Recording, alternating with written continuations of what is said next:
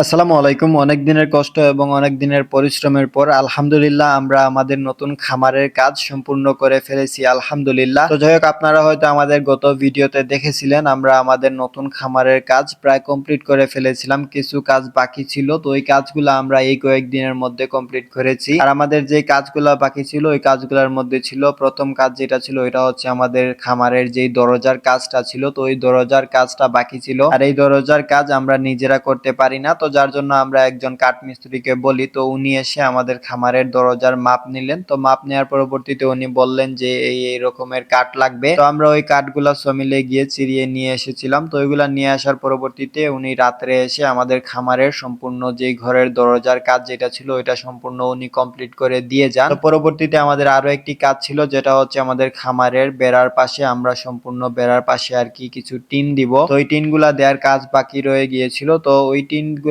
কাজ আমরা নিজেরাই করতে পারবো। তো যার জন্য আর আমরা ওই যে কাঠমিস্ত্রি যিনি ছিলেন ওনাকে বলি নাই। তো আমি এবং আমার ভাই আমরা দুজন মিলে পরের দিন সকাল সকাল এসে আমাদের খামারের যে সাইডের বেড়ার পাশে যে টিনগুলা দেওয়ার কাজ ছিল ওই কাজটা করতে লেগে পড়ি। তো যাই হোক আলহামদুলিল্লাহ আমরা দুজনে একটু একটু করে আমাদের খামারের সমস্ত সাইটের যেই বেড়ার পাশে যে টিনগুলা দেওয়ার কাজ ছিল ওই কাজগুলো আমরা কমপ্লিট করে ফেলি। তো খামারের সাইডে বেড়ার মধ্যে যেই টিনগুলা লাগানোর কাজ ছিল তো ওই কাজগুলো কমপ্লিট হওয়ার পরবর্তীতে আমাদের সম্পূর্ণ খামারের কাজটা কমপ্লিট হয়ে যায় আলহামদুলিল্লাহ। তো খামারের কাজ সম্পূর্ণ কমপ্লিট হওয়ার পরবর্তীতে আমরা ওই দিনই কিছু চুন ভিজিয়ে রেখেছিলাম। তো ওই চুনগুলা নিয়ে এসে আমাদের খামারের মাচার মধ্যে ভালো করে ছিটিয়ে দেই। কারণটা হচ্ছে আমাদের যেহেতু পুরনো খামারের মধ্যে কিছু মুরগ আছে আর ওই মুরগিগুলা নিয়ে এসে আমরা আমাদের নতুন খামারের মধ্যে রাখবো। তো যার জন্য আমরা প্রথমে আমাদের খামারের মাচার মধ্যে চুন ভালো করে ছিটিয়ে পরে ওই দিন রাত্রেই আমরা আমাদের মুরগিগুলা নিয়ে আমাদের নতুন শেডের মধ্যে উঠিয়ে ফেলি। তো মুরগিগুলাকে উঠানোর পরবর্তীতে দেখতেছিলাম মাশাআল্লাহ মুরগিগুলা ভালো মতো এখানে ছিল। তো যাই হোক ওই দিন রাত্রে আমরা পরবর্তীতে কিছু তিরপাল নিয়ে এসেছিলাম। তো ওই তিরপালগুলা দিয়ে আমাদের খামারের চারো সাইড ঘুরিয়ে দিই। তো চারো সাইড ঘুরিয়ে তিরপালগুলা লাগানোর পরবর্তীতে আমরা রাত্রের মতো খামার থেকে চলে যাই। তো যাই হোক আজকে সকাল সকাল আমরা আমাদের খামারের উদ্দেশ্যে চলে আসি। তো খামারের মধ্যে আসার পরে প্রথমে আমরা আমাদের কবুতরের ঘরটা খুলে দেই। তো কবুতরের ঘর খুলে দেওয়ার পরবর্তীতে আমরা আমাদের নতুন যেই শেড যেটা আছে বা নতুন খামার যেটা আছে ওইটার উদ্দেশ্যে চলে আসি। তো এখানে এসে প্রথমে আমরা আমাদের খামারের দরজা খুলে খামারের যে তিরপাল যেগুলো আছে ওইগুলো একটি একটি করে উঠিয়ে ফেলি। তো তিরপাল গুলা উঠানোর পরবর্তীতে আমরা আমাদের খামারের মধ্যে ঢুকি। তো ঢুকার পরে দেখতেছিলাম আমরা আমাদের মুরগিগুলোকে। তো মুরগিগুলা মাশাআল্লাহ অনেকটা ভালো এবং সুস্থ ছিল। তো যাই হোক পরবর্তীতে দেখতেছিলাম আমরা গতকালকে রাত্রে আমাদের খাবারের বালতির উপরে ওইখানে একটি পলিথিনের মধ্যে আরো কিছু খাবার রেখেছিলাম। তো ওই খাবারগুলো আমাদের মুরগি যেগুলো আছে ওই পলিথিনটা ছিঁড়ে খাবারগুলার নিচে ফেলে দিয়েছিল। তো খাবারগুলার নিচে পড়াতে অনেকগুলাই খাবার ওয়েস্ট হয়েছে। তো যাই হোক পরবর্তীতে আমরা আমাদের মুরগিগুলোর খাবারের পাত্রের মধ্যে একটু একটু করে খাবার দিয়ে দিই। তো খাবার দাবার দেওয়ার পরবর্তীতে মুরগিগুলোর যে পানির পাত্র যেগুলো আছে ওইগুলো একটি একটি করে উঠিয়ে ফেলি। তো ওইগুলা উঠানোর পরবর্তীতে ওইগুলা পুকুরে নিয়ে ভালো করে সুন্দর করে পরিষ্কার করে ফেলি। তো পানির পাত্রগুলো পরিষ্কার করার পরবর্তীতে আমরা আমাদের খামারের উদ্দেশ্যে চলে আসি। তো এখানে এসে পাইপ দিয়ে পানির পাত্রগুলোর মধ্যে পানি ভরে মুরগিগুলোকে একটি একটি করে পানির পাত্রগুলা দিয়ে দেই। তো পানির পাত্রগুলা দেওয়ার পরবর্তীতে আমরা যে মুরগিগুলা ডিমের জন্য পালন করতেছি তো ওই মুরগিগুলার খাবারের পাত্রের মধ্যে আমরা আরো একটু একটু খাবার দিয়ে দিই। তো খাবার